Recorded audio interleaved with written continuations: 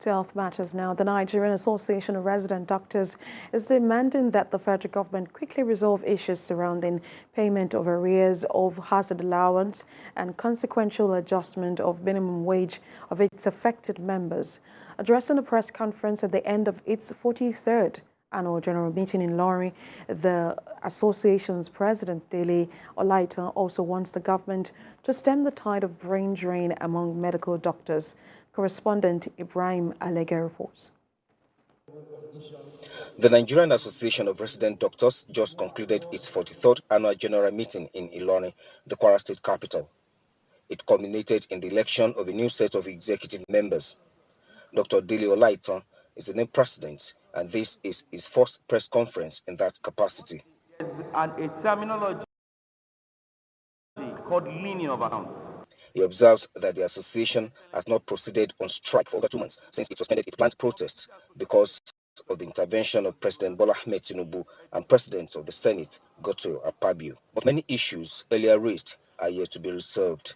Calls on the federal government to quickly resolve issues surrounding the payment of arrears of hazard allowance and the consequential adjustment of minimum wage to our affected members.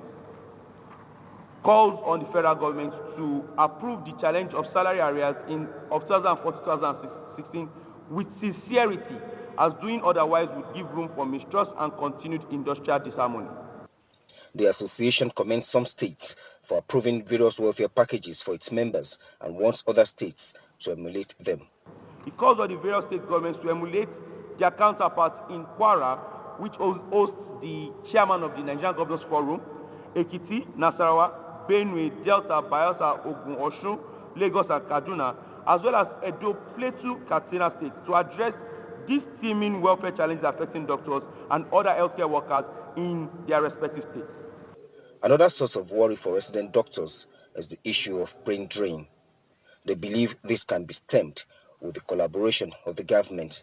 And stem this tide by protecting and mitigating all these factors that are pushing our doctors out of the country.